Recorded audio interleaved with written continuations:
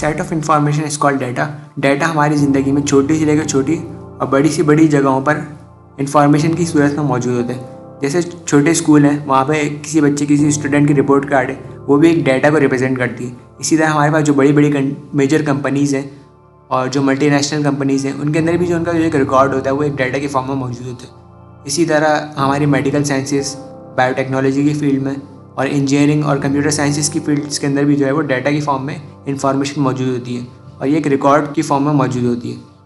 अब डाटा की फर्दर जो है वो कुछ कैटेगरीज़ हैं।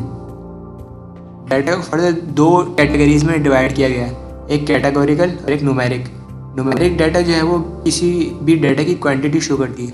फॉर एग्जांपल कोई डाटा अगर हमारे पास मिलीमीटर, सेंटीमीटर और किसी भी यूनिट्स की फॉर्म में मौजूद है तो ये डाटा जो है वो न्यूमेरिक डाटा कहलाएगा। इसके अंदर हमारे पास यूनिट सिस्टम आ जाता है, मतलब सेंटीमीटर, मिलीमीटर, माइक्रोमीटर, नैनोमीटर और इस तरह का जितना भी डाटा जो कि यूनिट्स की फॉर्म में मौजूद हो वो न्यूमेरिक डाटा कहलाता है। इसी तरह कैटेगोरिक डाटा क्या होता है? कैटेगोरिक उसके नाम से ज़ाहिर है किसी कैटेगरी की फॉर्म में मौजूद होगा। ये जो है वो हमारे डाटा की क्वालिटी को शो करता है। अब कैटेगोरिक डाटा की जो है वो फर्दर कुछ टाइप्स हैं।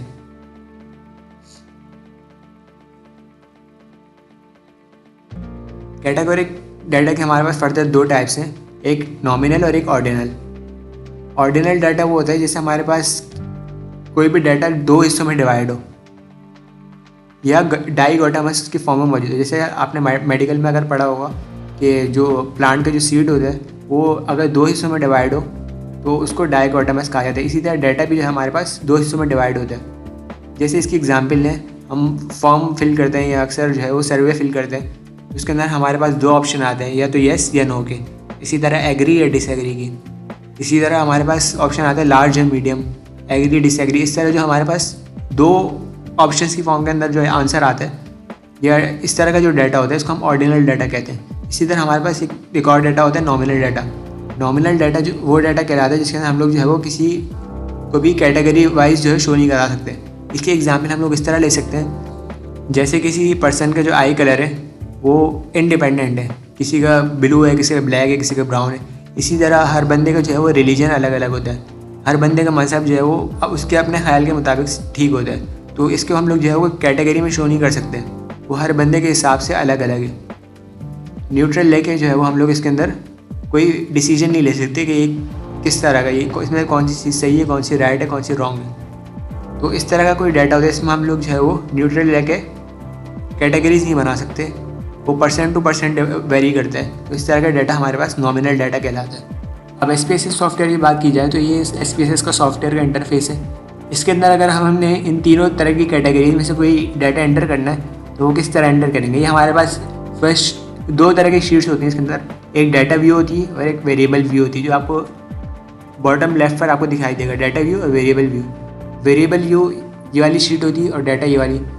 इस वाली डाटा व्यू के अंदर जो हम लोग किसी भी तरह का डाटा जो हमारे पास आता है उसको एंटर करते हैं, और वेरिएबल व्यू के अंदर जो है वो उसी वेरिएबल के हम लोग नाम या विड्थ या किस शेप के अंदर हमें किस फॉर्मेट के अंदर रखना है उसकी एडिटिंग हम लोग यहाँ से कर सकते हैं। अब जैसे फॉर एग्जांपल मैं यहाँ पे एक डमी डाटा ऐड करूँ, जैसे मैं फॉर एग्जांपल वेट का डाटा एंटर करता हूँ एक, तो यहाँ पे फर्दर यहाँ पे सबसे पहले बॉक्स में जो नेम है यहाँ पे सिंपल वेट आ गया, और ये वाले जो लेबल वाले जो बॉक्स है इसके अंदर जो है हम लोग फर्दर जो है वो इसका नाम, कंप्लीट नेम यहाँ पे लिखेंगे। ये जो नेम वाली जो कॉलम है इसके अंदर जो सिंपल बगैर स्पेस के, बगैर किसी डैश वगैरह के हम सिर्फ एक वर्ड लिख सकते हैं, और लेबल वाले उसके अंदर हम लोग डिटेल के अंदर उसका पूरा लेबल दे सकते हैं। बाकी इसमें कोई चीज़ नहीं छेड़नी हमने। अब इसी तरह हम लोग दूसरा वेरिएबल बना देते हैं, इसको हम वेट 2 का नाम दे देते हैं।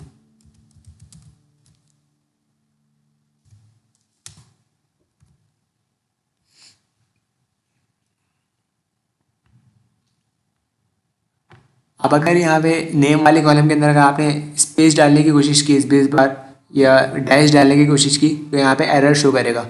जैसे फॉर एग्जांपल मैं करके देखता हूँ,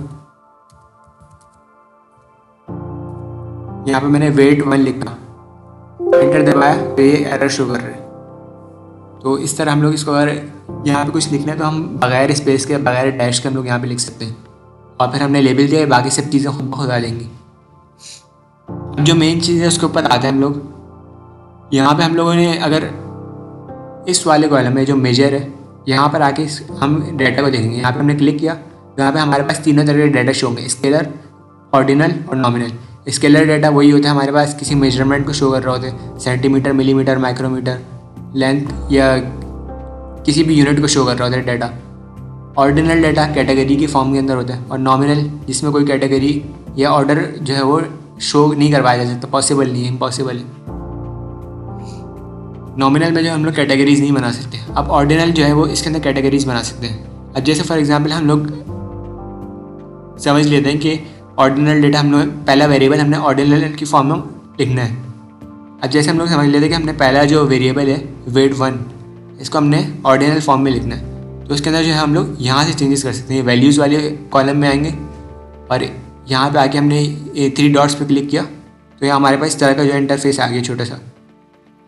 अब जैसे फॉर एग्जांपल हम बोलते हैं कि हमने जो 50 से अबव जो वेट है उनको हमने 1 कंसीडर करना है, और बिलो 50 जो जिन लोगों का वेट है उसको हमने 2 कंसीडर करना है। तो यहाँ पे मैं वैल्यू डाल देता हूँ 1 और यहाँ डाल देता हूँ 50 अबव, ये करके मैंने ऐड कर दिया इसको। इसी तरह अब हमने दूसरी वैल्यू डालनी है 2, यहाँ लेबल में आकर डाल देना 50 बिलो। यहाँ लेबल के अंदर आप कुछ भी डाल सकते हैं, ये बस वैल्यू के अंदर आपको डालना होता है 1 2 या इस तरह का कोई कुछ भी नंबर। ऐड किया हमने और ओके कर दिया। अब हम आते हैं अपने डाटा व्यू के ऊपर। डाटा व्यू पे आए, अब देखिए हमारे पास 2 तरह के वेरिएबल्स बन गए, वेट 1 और वेट 2।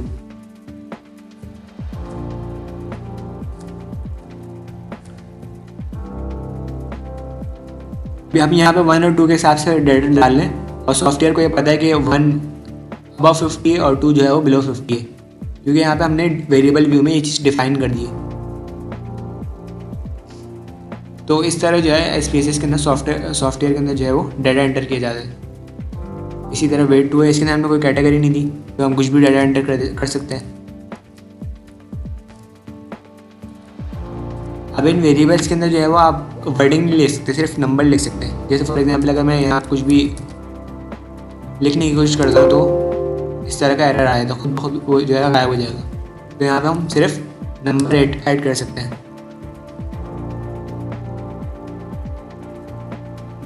तो इस तरह जो है वो हम लोग यहाँ पे वेरिएबल बना सकते हैं और उसके अंदर जो है वो डाटा एंटर कर सकते हैं। और डाटा की ये तीन टाइप्स होती हैं, स्केलर, वेरिएबल, ये स्केलर वेरिएबल, ये ऑर्डिनल है और ये नॉमिनल है। वेरिएबल जो है वो जैसे हमारे पास कॉलम होते हैं ना, इन्हीं को हम लोग जो है वो वेरिएबल बोलते हैं। जैसे ये स्ट्रेट लाइन में एक है, ये एक वेरिएबल है, दूसरा वेरिएबल है, तीसरा वेरिएबल है, इस तरह। और यूँ जो है ये हमारे पास जो है वो रॉज हो जाती हैं। स्ट्रेट में जिस तरह कॉलम्स और हॉरिजॉन्टल जो हमारे पास रॉज होती हैं, इसी तरह जो है वो कॉलम्स को हम लोग वेरिएबल्स ही बोलते हैं SPSS में।